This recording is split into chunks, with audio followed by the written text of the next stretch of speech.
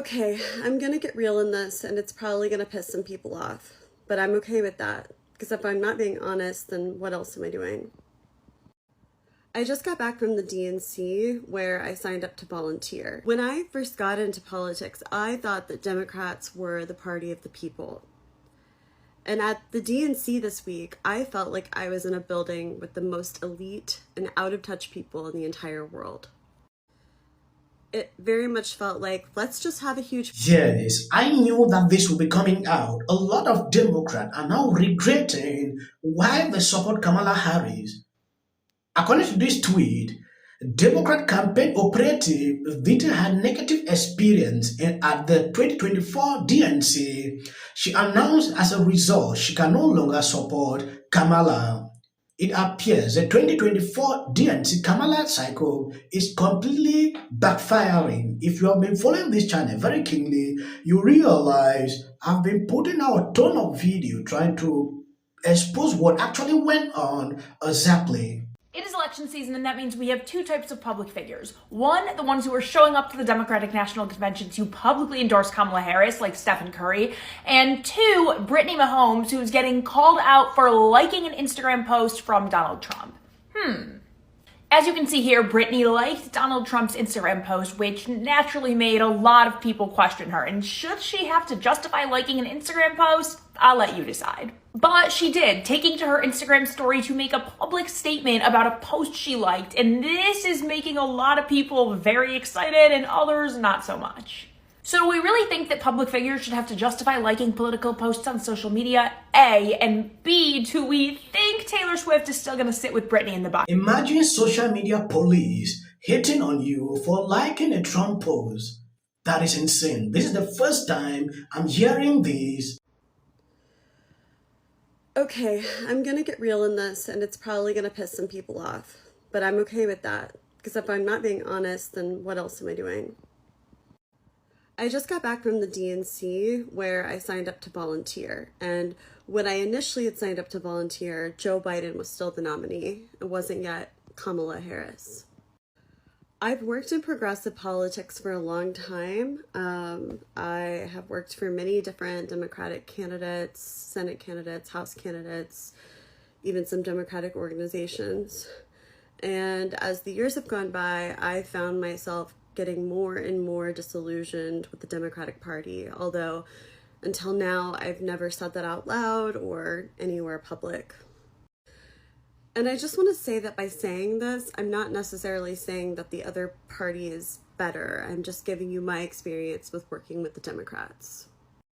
Throughout my career, I've mostly done campaign fundraising, so I've seen it the way that it works behind the scenes. And I know that candidates spend 8, 9, 10 hours a day just calling donors and begging rich people for money. It's pretty much the only people that they talk to. I mean, of course, sometimes they have to talk to voters, but the majority of their time is just spent calling and begging rich people to give them money for their campaigns. And what this inevitably means is that we don't actually live in a democracy. It's just rich people calling the shots and having the access to talk to the politicians. They're the ones that basically get their ear all day. They're the ones that can help shape and prioritize what the politician actually focuses on. Even the politicians that detest this, that want to get big money out of politics, still have to play this game. They still have to make these calls. They still do the same amount of just calling rich people and begging them for money. And what unfortunately happens once they get into office, if they get into office, is that they soon realize that the money machine is so great and the seduction of power is so immense that they no longer adhere to these values. When I first got into politics, I thought that Democrats were the party of the people.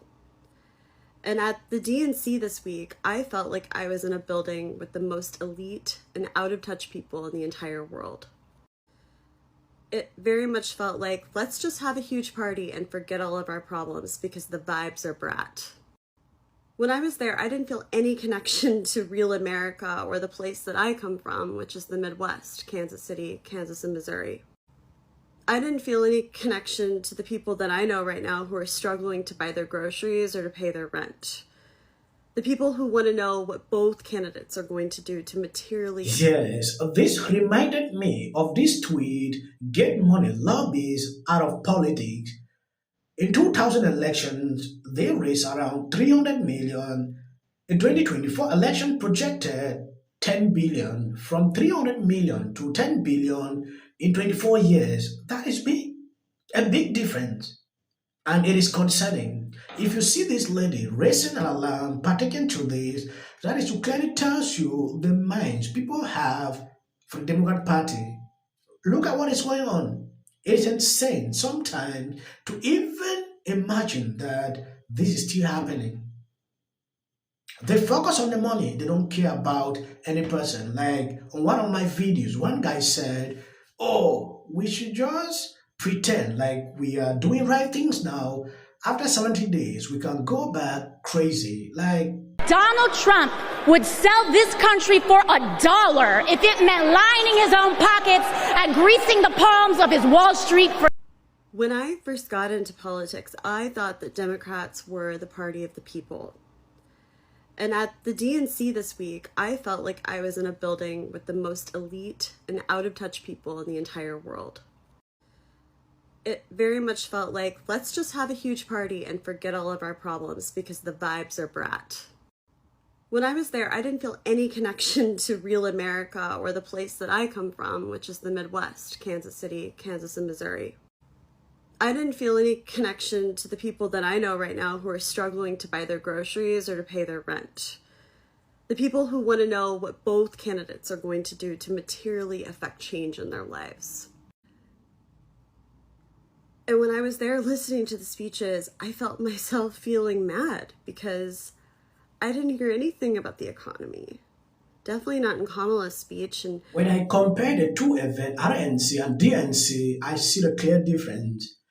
With DNC, what I see, it was like a show, putting up a big show to say, oh, people should appreciate you for doing that, putting a lot of money into it. That was a clear difference. They did not focus on what will benefit the people on the street. They didn't focus on that. No economic talks. And I'm glad this lady actually saw everything. And some people did not see that. They were actually just happy to see how the play was looking good, celebrities, musicians just coming and dancing. They didn't focus about their lives, how things might be in the next 3-4 years. They don't care about that. It is high time when you go in a place like this, pay focus like this lady. Now she's changing her mind. Like, I can't continue this way. I thought I was part of the party that fought for the underdog, that championed working people. When and how did we just become the party of academia and affluence? Because that's what we are right now. How can we ever say that we're going to fight corporate power or give a voice back to those communities that have been left behind when above the delegates on the floor in levels and levels and rings of suites with donors and corporations that we're literally looking down on the people below from above? That's what Chris Cuomo said, and he's absolutely right. Look at the ring of suites, okay? This is not unique to Democrats. There is a game of money. When people talk about uniparty, we are strangled by the money reality in our politics. Those suites start at $500,000. They sounded like they liked America, which, has been a problem with the left in recent years. They didn't sound like they liked America too much. And this convention, I heard a lot of it. You're lucky to be an American. You're privileged. Right. It's the greatest country in the world. It's like, thank you. Did you hear that, Congressman? Did you feel like that was sincere? I will never criticize them. This is silly about Barack Obama when it comes to the theme here at the DNC is that they're going to go after corporate gouging. What's your favorite policy of Kamala's? her being president. And if the pace plays leaving a speech from Michelle Obama that I have to say is one of the best gun-toting Abby, we were talking Trump or Kamala. Trump. Damn Kamala. Kamala Harris is in office right now and has not tried to do anything about the border, has not tried to not tax people on tips. For some people, it's already started. But when you disrespect Kamala Harris, They say the economy's great. Just look at the jobs numbers.